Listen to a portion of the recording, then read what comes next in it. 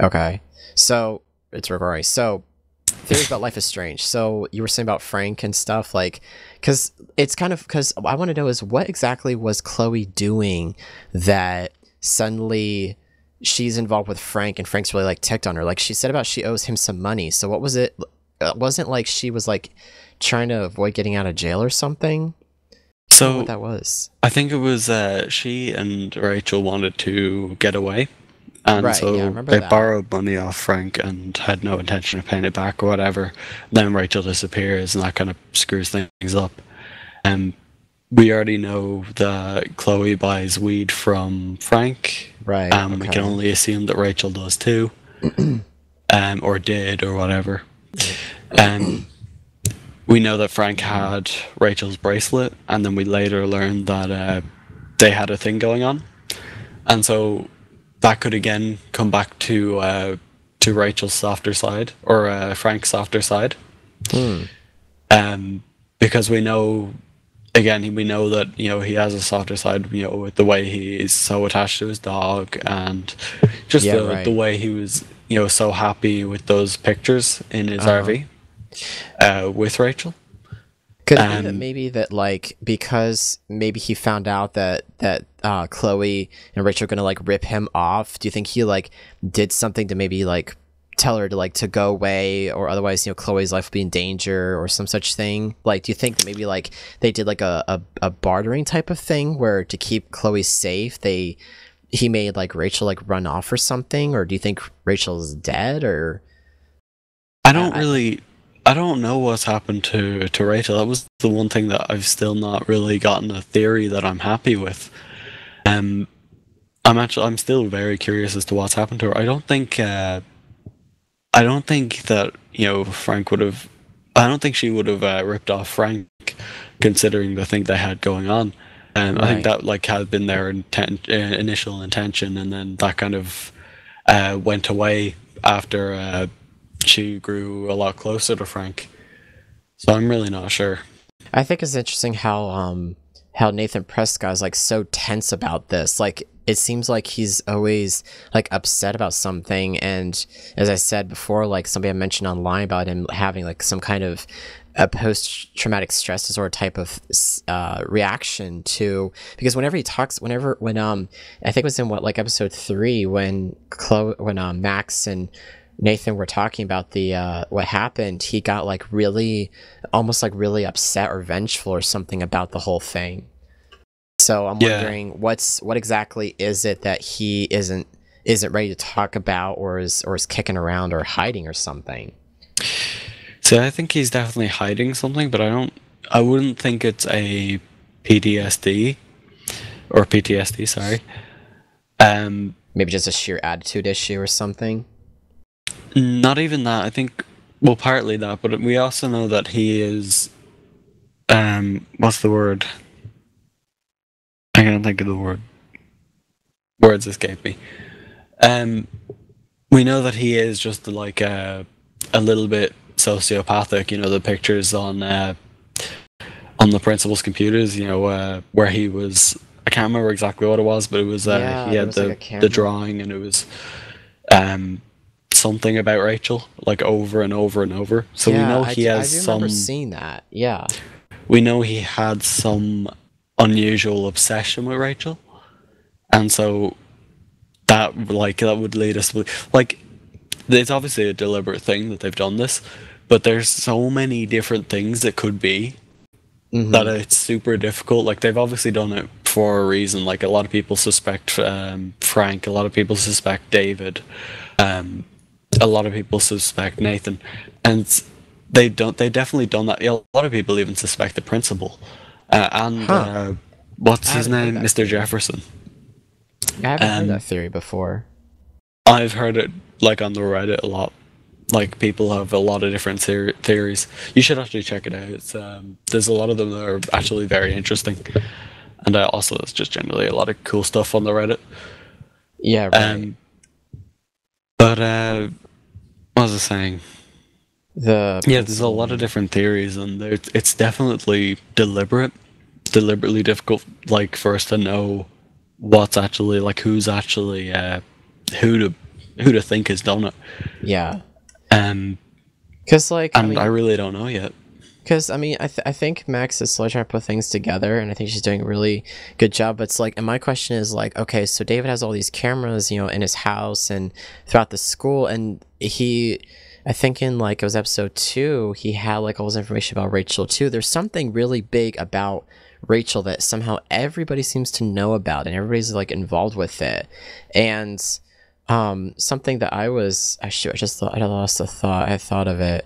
I can't remember now, but there was something kind of how you say, there was something strange about a particular thing. I can't think what it was now. I know what it was. I was watching a video online about somebody was up near the lighthouse again, and they heard like a strange noise, like if somebody was inside the lighthouse. But somebody said it was like, well, it's just a machine noise, or it's an abandoned lighthouse. You know, like is Rachel in there? And I was like, well, that really wouldn't make, that'd be too obvious. If Rachel was in there, she would have been shouting for help or something, and they would have discovered her sooner. So it didn't make sense that that would be the case. So it's strange. I saw that thing about the lighthouse in episode 1. You also see the bit about the one, I can't, there's a particular person on YouTube that's been doing these things, but let's talk about like some prophecy or something that like they think Max could be fulfilling, or Chloe may even fulfill, or something about like the end of the world or some such thing. Yeah.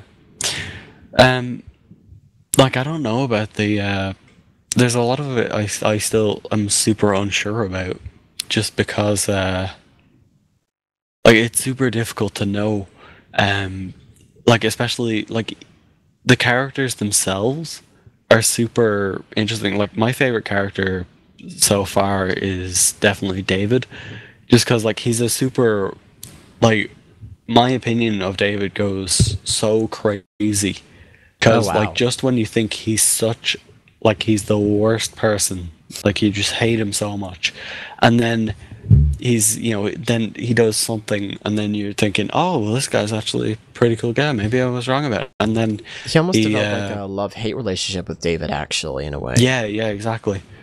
And it's super difficult to know about David, and then with Nathan you just don't know what's going on, you don't know what to think. It's like he wants to be good, but he has trouble being good, if that makes sense. Like he wants to do, like, it's almost Nathan like or David? Nathan. Does he ever strike you as somebody that wants to do something about it but isn't sure what? Not really. Really? Actually. And I'd like to know in episode 1, I'd like to know why. I don't think Chloe has talked about exactly why is it that the two of them were in the. Did she talk about in episode 1 or 2 about why they were in the bathroom when he had the gun on her? Was that talked about? I think it was. I can't remember what it was though. I know it was talked about. I just can't remember exactly what was decided with it. I mean, it's still funny. I don't even play the game yet. I find it so like freakishly interesting, just because there's so much for like room for development and for like things to happen and stuff. And it's just like, well, could this happen? Could that happen? You know, what is the what was it? I can't remember what the next episode was going to be called, actually. But yeah, that's the thing about it. As far as storyline goes, you can get pretty into it just off like Let's Plays and all that kind of stuff. Yeah, like I've even found myself I really like Max. Like I feel like Max is a little bit like me in the sense that she wants to do right. She's just not always sure about how to go about it. And even though like somebody else was saying that like Max kind of like does things without people like knowing that she's doing them, so it kind of brings like a sense of, almost like a sense of dishonesty, but not try to be dishonest. She's just trying to get the facts, and she can't get them any other way without using her power. So, and I'm the type of person where like I like truthfulness. I don't like shady people not giving me straight answers. Yeah. I think she's like trying to do the best she can to put it together, but I'm also worried that like because of Chloe's influence, I'm wondering, is Chloe gonna push Max to do something, you know, rather unsafe that could put the two of them. I mean, it's bad enough that in Chaos Theory, you know, Chloe's in a wheelchair and her dad's alive. Well, that doesn't help Rachel come back. We still don't even know if that brought Rachel back. For all I know, could have made something worse happen. You know, because it leaves Frank's out of the picture, leaves Rachel out of the picture. I don't even think Rachel's mentioned in Chaos Theory at all by the time Max jumped through the photo. So can she, like, jump through photos too? See, that was the other theory, that Rachel also has time powers. The other one that people like to make fun of a lot is a lot of people think that someone within Arcadia Bay is Max, like is also Max. Actually, someone made an amazing Reddit post. I'm actually going to see if I can find it real quick. Yeah, I have a screenshot of it because there was an amazing little parody post of the theory.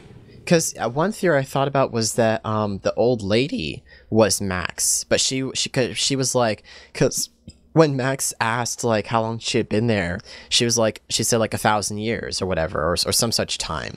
And she had like a box of cereal that was the same box of cereal that was in Chloe's house that Max took note about. And I was like, well, that wouldn't make sense, because then Max would be running into herself twice. So doesn't that create like a paradox in time? We don't know. Like every time travel thing has had to define its own laws and paradoxes and stuff like that, so we don't know if it causes a paradox in this world. By the way, what do you think of Warren? I should remember who Warren was. Oh, Warren. Oh, yeah. He's been good to Max. I think he's like the I think he's like the moral to Max's side. Like, he's trying to like really look out for her, and I like to see their relationship grow more, because I think he really likes her, like they both do.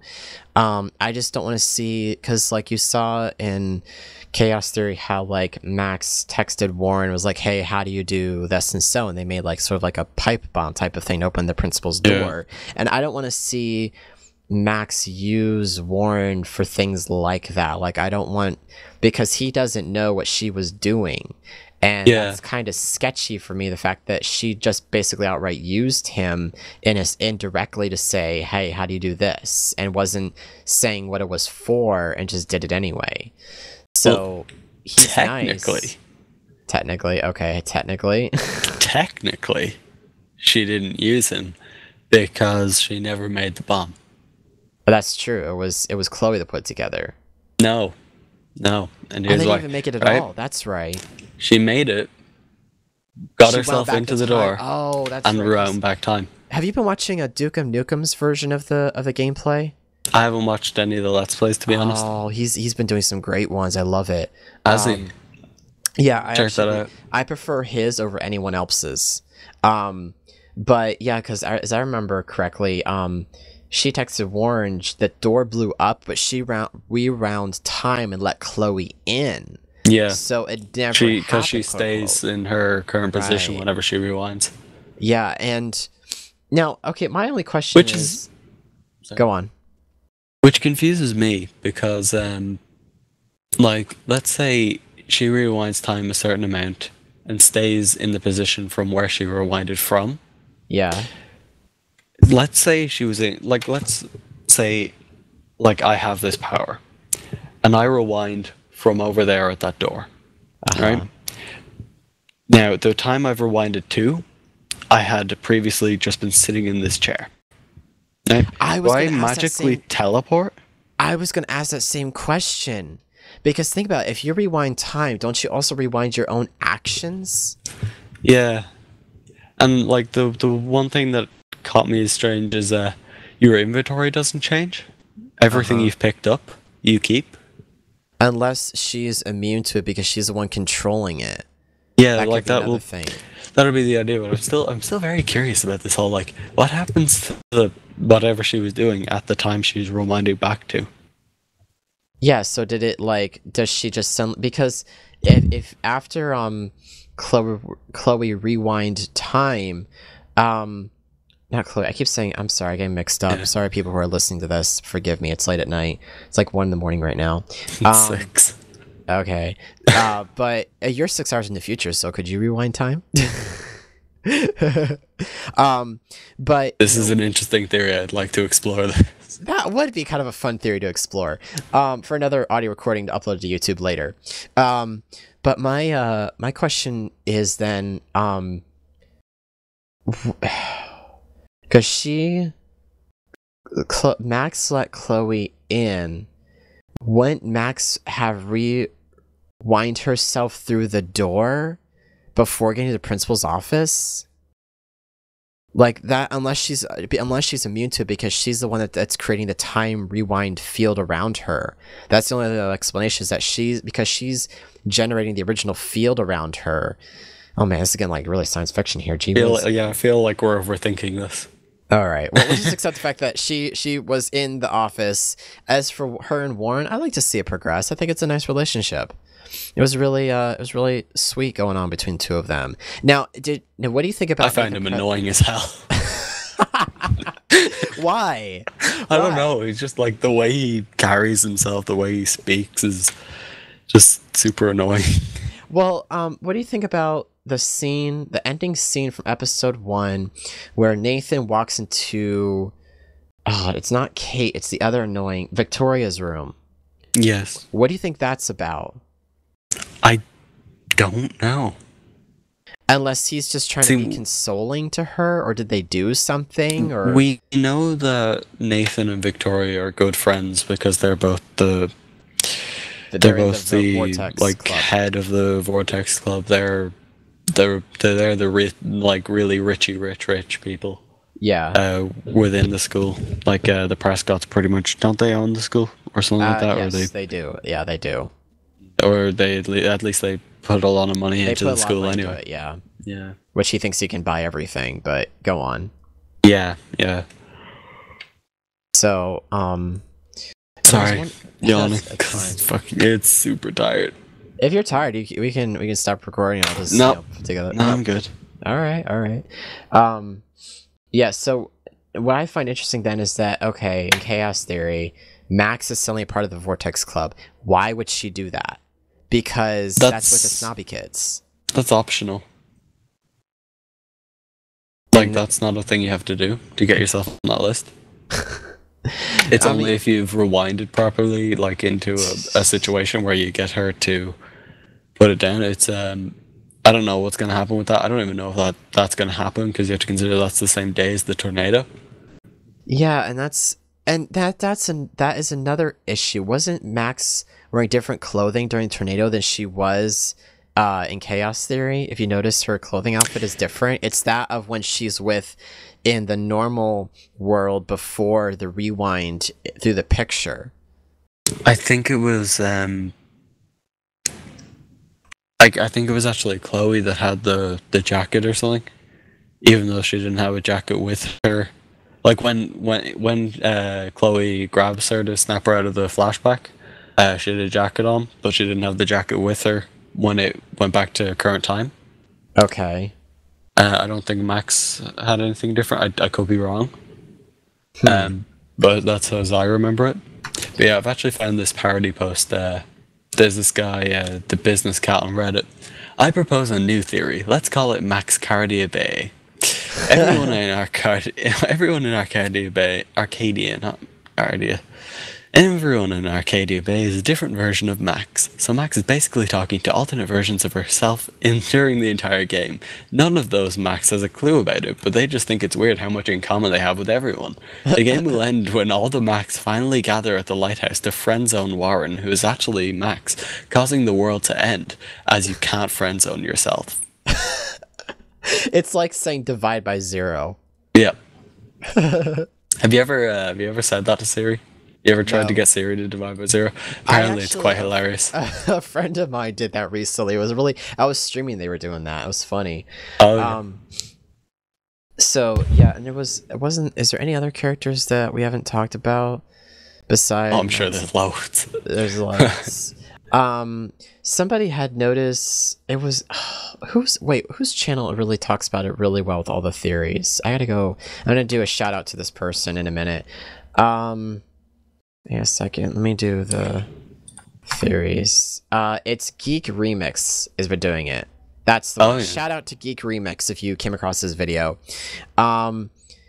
There was some other like the mystery of Chloe Price, fan theories, Mark Jefferson.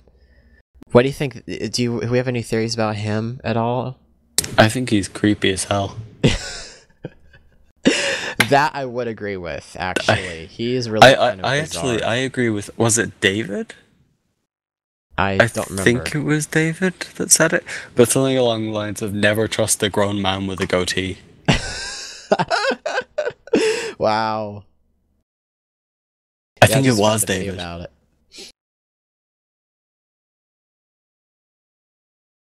There was a whole thing about that. Oh my gosh, that's weird. Yeah, I like to know, why is Victoria interested in him? Because she really flirts with him an awful lot. It's kind of disgusting. I'm gonna go with yes. Gee whiz. It's kind of like, whoa, okay. And I like that he tries to keep some level of I can't think what the word is, but some level of decency, thank you. Yes, a sense of decency with her, that he's not going to give in to her. You know, she's trying to use everything about herself to yeah. And I just don't think that's kind of I think that's just kind of weird. And there's also the theory about Alyssa. She's always popping up everywhere too, preventing bad stuff happening to her. Yeah. I feel so bad for her too. Everything, like, Max always has to save her. I never help her. But I have Why? a reason. I have a reason. I figure that at some point it's going to get somewhat suspicious that Max just happens to know that a football's going to hit her in the face, or that a bus is going to drench her in water or whatever. And so I just let it happen to avoid suspicion.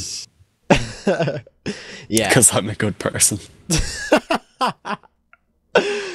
Oh my gosh. Now, the thing about Victoria and Mr. Jefferson, yeah, is I think he kept that like level of decency or whatever because Max was around, like Max was there. But there was a time. But I think there is something going on. Like, I think there is something going on with those two. I mean, if you look at the gameplay from episode 3, which I think was the Chaos Theory, she was getting pretty fresh with him. It was kind of ridiculous. It was like, whoa, okay, he's a lot older than you. He's probably has a girlfriend or is married or something. I don't know. But I just thought it was just kind of like a little bit overkill that she was just doing that so much. That was just weird. I wouldn't say he's... Like, Victoria, we have to assume she's 18 or 19 or so. Uh-huh. So there's... I would say maybe I'd say Jefferson is early 30s. Uh-huh. Although he's got the whole hipster bullshit going on. Mm-hmm. So... I don't even know, maybe late 20s. So the age gap we know is at least 10 to 15 years. That's kind of terrifying. Yeah, that is horrifying, to be honest. That's like that. But yeah, I don't know. I really would like to know, how does this all play out, because you still have to explain, like, okay, is she a photo jumper? What's with the tornado? Why Max as a whole? Why Max Caulfield? You know, why not somebody else? Why did Max get stuck with this power as a whole? Or what is she going to do or prevent? You know? That's another thing that I'm, like, curious about.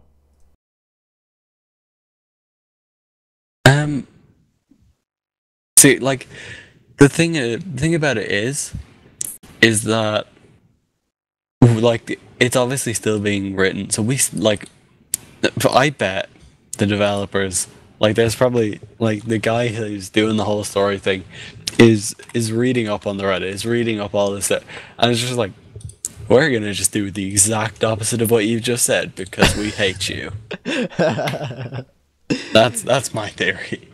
Yeah, I mean, I would like to think that like things that were like there's some manner of order and sense to all this, and that this isn't going to be some like and my question is, okay, it's 5 episodes. They've already thrown a bunch of things within the first 3. Now they have 2 more, and they have 2 shots to get it right to explain everything. Yeah, and that's what's kind of confusing me. I don't think it's gonna go 5 episodes. like I'm not sure. It's no. Well, I think it's gonna go 5 episodes because it kind of has to. But I think it's the next episodes are either gonna be a lot longer than the previous ones have, because the previous ones haven't really been that long. Yeah. I think it's gonna go a lot longer. Or the storyline isn't gonna get a whole lot deeper than it's already gotten. I mean, I think the rest of it might be resolution. It might not be adding on to the story. yeah. I mean, I would kind of like to see Chloe go back to being the the punk rocker that she was, because in a very strange way, Chloe was really cool. I like Chloe. I have to. Chloe had her edges, but I think that Chloe is a good person deep down. Oh, sure. She's just. I think she's just more or less just angry. She's really just an angry person. That's really all that's wrong with her. Hasn't accepted that. She hasn't accepted that the world isn't against her. Yeah, And that's what I think is wrong with her. Like, she's angry at everything. She's angry at the world. She's angry at herself. She's angry at her mom for trying to get that lift off. His name Will? I don't remember. I don't know. Her dad, her biological dad. Yeah. Because if that hadn't happened, he wouldn't have gotten into that accident. So she blames her mom. She's blaming everything for that, because she and her dad were they had such a good relationship. Yeah, and I think, and like speaking as somebody that like has had a family that or I know of people who the dad was not even there. I can like relate to Chloe, because I understand, like, I personally am fine, but like I know of people or of kids that I know, or people just I've met in passing, where their lives have just fallen apart because the father wasn't there, and it spoke volume to me, because I was like, wow, that's what happens when the dad is not there in a family. The family falls apart. Yeah. And I felt really, I could then start to relate when Chloe started going down the list of just things that she was dealing with because her dad wasn't there. I was like, I can completely, I understand this. I understand that, this is what you're dealing with, because I have known of people who suffered the same thing, and that's rough. And it made Chloe so much more relatable then, all of a sudden. Suddenly I didn't think that she was, I didn't think she was bad to begin with. She was very edgy, but, it kind of put the two, two and two together. It's like, oh well, this is really all that's wrong with Chloe. And so now the question is, okay, so now that she's in a wheelchair, with this alternate universe, then what is she like then? Is she spoiled even more, like a spoiled rotten brat, or is she kind, or what is she? From what I would assume, like from what I gather, she's obviously going to be a bit more spoiled than she was in the other dimension. Hopefully not or by much. Timeline. But I don't think it's like a ridiculous like spoiled rotten. I just think it's because of the dad being around and her not being super angry all the time, and I think because she's acting more calmly and no more normally, that they're the parents are being nicer, and they'll be more likely to buy things for her, and they'll be stuff like that. The way parents they tend to react to you being nice rather than you shouting at them. Yeah, right. So that's another one that I'm kind of curious to see how that that turns out and stuff. But I kind of want it to go back to where it was Chloe and Max doing, being the rebels as a work. I kind of related to sort of being the rebel. Like, I'm kind of the rebel sometimes. It depends on what it is, but I like to be occasionally, not like reckless rebel, just more like I rebel against the world in a constructive moral sense, In a constructive, I hate you, Sonny Vegas. You're doing this my way. Touche, Luke. Touche. Very nice. But yeah, it's been interesting, and I really am like, okay, when is episode 4 going to come out? Because I haven't even seen anything come out yet for 4, and I'm like, please. All right, let me go back to the Steam page. I'm so excited for episode 4. Like, they left it on such a ridiculous cliffhanger that I'm so bloody hyped for it. Yeah, and it's just kind of like, wait a minute, what? By the way, how big are the file sizes? Just out of curiosity. I can tell you now. Give me a second.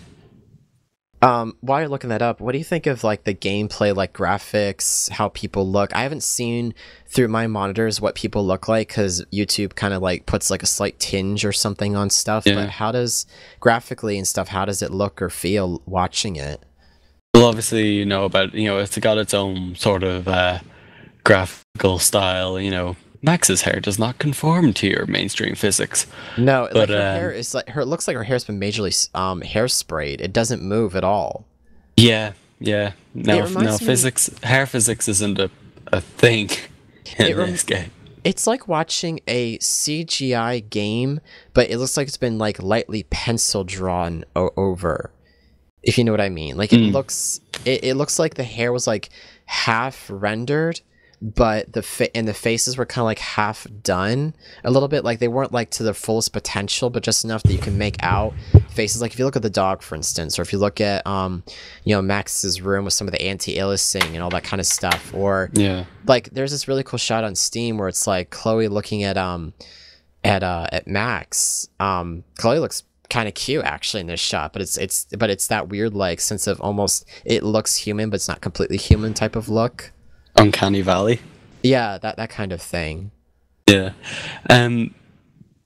Like from what I've done, like I've played it at all high. I haven't tried with really any other settings. I've just dumped the settings at high and it actually runs very well. Uh-huh. Now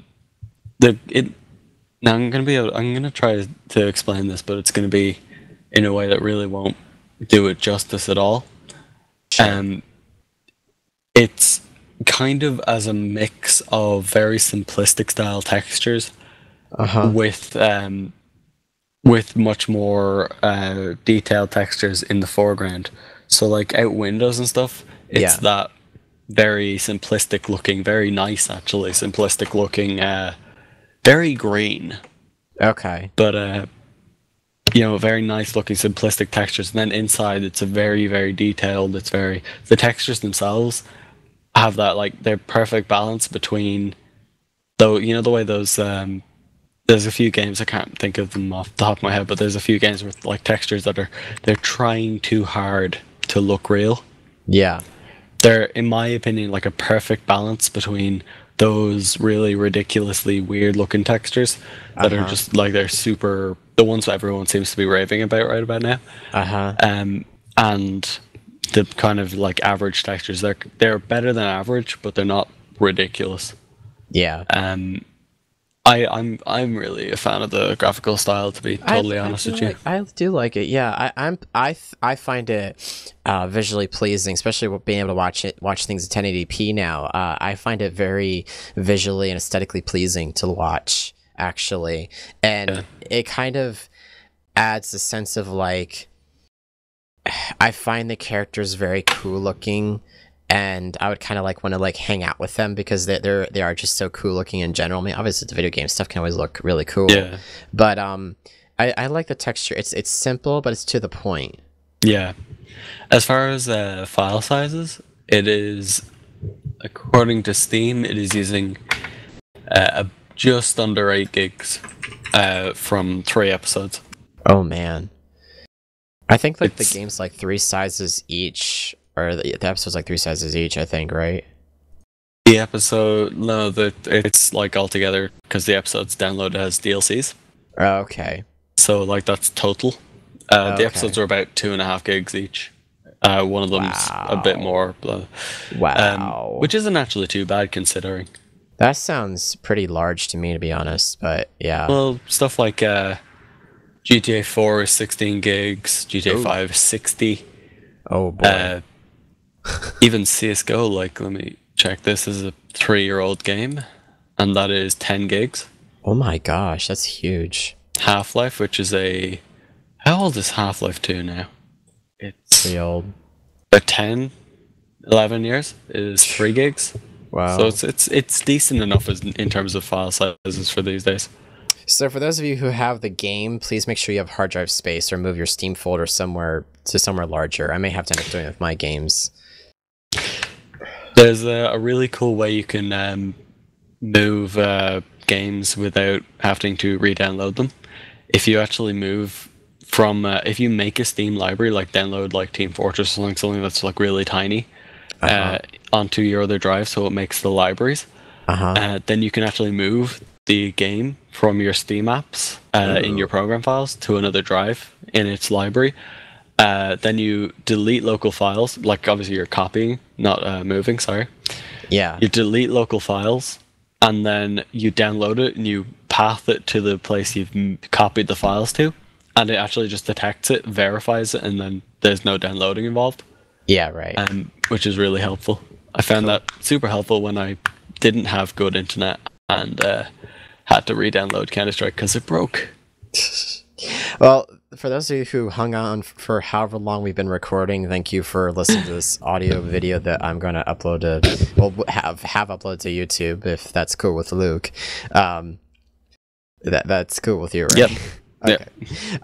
So thanks for those who have been listening to us theorize like the heck out of this game. I can't wait to see episodes 5 and 4. It's gonna be awesome.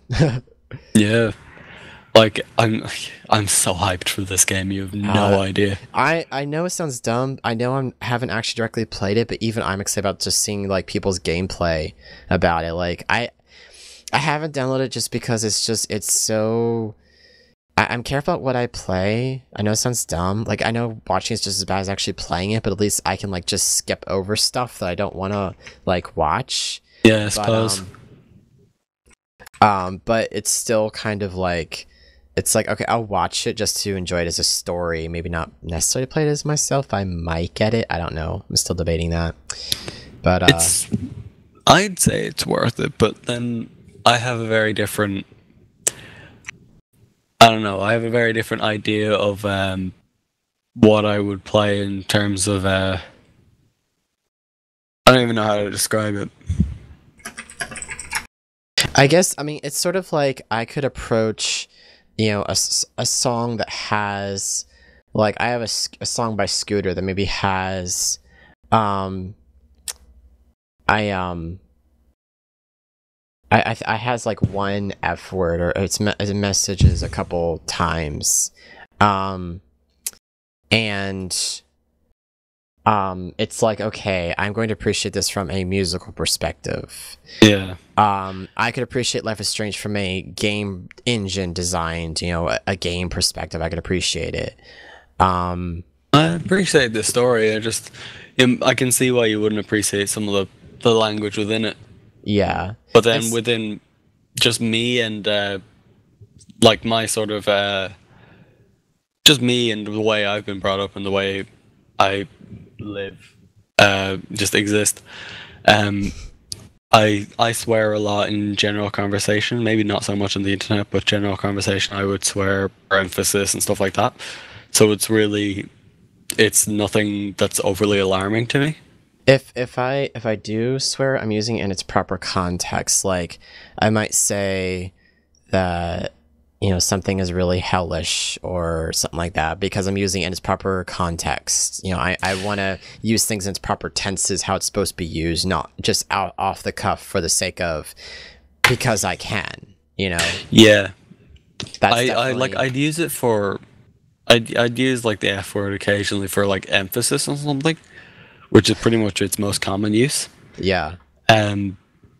Well, like I'm not going overboard. F this, F that, F this. Yeah. But it's not something that would alarm me. If Do you, that makes sense. do you think that Life is Strange like uses a lot of cuss words to just get attention, or do you think there's like it's being used in its proper context, or is it just because Max just wants to just cuss because she can? I think in its own way, the fact that there's not even that much swearing within the game. There's It like seems like it sometimes. it's really not in like comparison to some other games. Like as far as if you were to compare it with a lot of films with the same rating, like I believe this is 15s, something Yeah, like that. this is M With the rated. same rating, Uh-huh. it would be a lot less, I would think. Okay. From my playthrough of it, I've seen a lot less. It's really only like when it's used, it makes sense that it would be there, and it completes the whole. Especially with I think Chloe is the most likely to swear within, as far as I'm aware. Like I'm not totally, I might be wrong, but as far as I can tell, the most common person to swear is Chloe, and that kind of completes her look as an angry. She's angry at all this kind of stuff. She's had her dad taken from her. She's earned the right to use the occasional F word. She's like, Really ticked. yeah, Yeah. it's it's actually like I think Max only swears twice or three times. It's a couple times she swears when she's like, ass or some other stuff, and I'm like, okay, yeah. Oh, well, ass isn't really a swear though. It's referring to an animal, I know, but still, it's just kind of. No, but even in that context, I wouldn't say it's really a swear. Yeah, I mean, I guess it depends on like, again, how you had the context. It's connotation. Yeah, because you can everything. You have to. I've always been raised to just be careful what you say and how you use it and stuff. And for me, watching the gameplay, I was like, well, this is kind of intense. And some of the references, like, it's high school. I didn't grow up in high school. I was homeschooled my entire life. I'm not used to kids like being raunchy like this. And their raunchiness was just kind of like, okay, well, it's not that raunchy, I guess. Okay, maybe like when Chloe and Max are swimming in the swimming pool and they've got nothing but their undergarments on. And that's about it. The underwear. And I'm like, okay, that's a level of that's kind of uncomfortable for me unless it's not that showy because you can't tell because it's so low graphic. You get the idea or something. With that scene, it is somewhat like it's not a focus, if that makes sense. Like the focus of that entire scene is just that they're having fun. Like they've broken into the school, they're breaking rules, they're having fun. It's not like the scene wouldn't have been any different if they went in like fully clothed. Yeah. If that makes sense. It's not a focus of the scene. So that didn't really bother me at all. Okay. Huh. Yeah, I guess, I mean, even as being, as a 22-year-old, I know that, like, okay, I want to be, I'm very cautious about what I expose myself to. I was having this conversation with one of my other friends, and she felt the same way. Like, okay, because of my moral structure that I like to maintain, I'm picky. So, it's like, okay, here and there. I don't know.